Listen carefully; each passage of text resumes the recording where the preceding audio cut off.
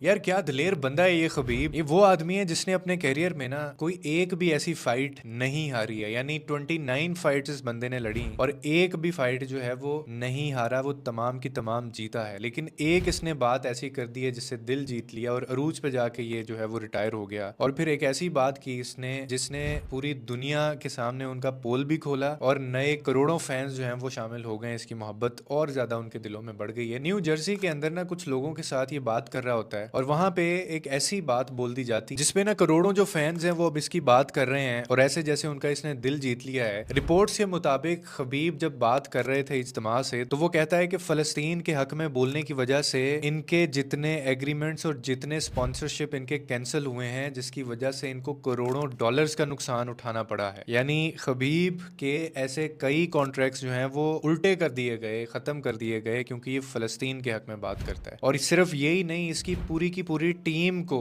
चाहे वो इस्लाम हो चाहे वो उस्मान हो, उनके साथ भी यही कुछ हुआ। और इन्होंने एक बड़ी खूबसूरत बात की, यही जब वो बात कर रहे थे उनसे, ये कहते हैं कि जी money compare to the lost lives is nothing. यानी जानों के मुकाबले में वो पैसा जो मेरा गया या नहीं गया, वो कहते हैं उसकी कोई औकात नहीं है। और दूसरी बात इन्होंने जो कही वो ये थी, इन्होंने कहा कि आपके पास जितना बड़ा प्लेटफॉर्म होता है ना सर, उतनी ही ज्यादा बड़ी आपकी रिस्पॉन्सिबिलिटी होती है कि आपने लोगों के हक के लिए बात करनी होती है। आप बोलें, आप चुप ना रहें, चाहे वो इन्फॉर्मेशन आप अपने फॉलोअर्स तक ही आपका मकसद क्यों ना हो पहुंचाना। और फिर तीसरी बात इन्होंने कह के दिल जीत लिया और ये कहते हैं कि खामोश नहीं रहना आप। यानी आप ये देखें कि इस बंदे का पैगाम ये नहीं था कि सब कुछ कुर्बान कर दो, अपने आप को फना कर दो, सिर्फ बोलो, सिर्फ चुप मत रहो, सिर्फ खामोश मत रहो। और आपको पता है इसकी बड़ी एक फाइट वायरल हुई थी एक आयरिश मैन के साथ ना, आयरिश का एक प्लेयर था, फाइटर था, उसके साथ कई इसकी वो राइवलरी बहुत ज्यादा चली थी फाइटर के साथ। और जब ये वो फाइट जीत गया था ना, तो उसके बाद जनवरी में जब ये दुबई के अंदर ये फाइट इवेंट हुआ था, तो जब इसकी टीम उस आयरिश जो फाइटर है उससे जीतती है, तो उसके बाद पता है कि इसने अपनी जीत का जो जश्न था वो कैसे मनाया। इसने कहा कि आयरलैंड जो है ना वो फलस्तीन की सबसे बड़ी हिमायत करने वाला मुल्क है और मैं इसीलिए इस मुल्क से मोहब्बत करता हूँ क्योंकि ये हमारे फलस्तीनी भाइयों का साथ देते हैं। यानी जिस फाइटर के साथ समझ लें कि सबसे बड़ी दुश्मनी थी, उसी के मुल्क से मोहब्बत का इजहार कर दिया सिर्फ इसलिए कि वो फलस्तीन की बात करते थे। और आपने ऐसे लोग भी बहुत देखे होंगे जो असूलों की बात करते हैं, लेकिन अपने असूल के ऊपर, अपनी बात के ऊपर कोई खड़ा कैसे होता है, और वो चाहे करोड़ों डॉलर्स का ही क्यों ना नुकसान करवा बैठे। लेकिन इस जैसे बंदे बहुत कम होते हैं जो खबीब ने कर दिखाया। और आपको पता है इसके बाद इनको बड़ी तनकीद का भी सामना करना पड़ा था कि जी आप सियासत को जो है वो दूर रखें खेल से। लेकिन इसने उस बात का जवाब कैसे दिया कि जब आम शहरी मारा जा रहा हो तो खामोशी जो है वो कोई गैर जानिबदार नहीं होती। तो आपके ख्याल में क्या सियासत को खेल से अलग रहना चाहिए? और वो लोग जो ये कहते थे कि जी आप भी सियासत और मजहब और जो खेल है उसको बीच में ना लेके आया करें खेल के, तो कोई मुझे बताए कि ये जो अभी खबीब बात कर रहा है, क्या ये इतना बड़ा फाइटर झूठ बोल सकता है? और ये दुनिया का यानी बेस्ट फाइटर जो है, जिसको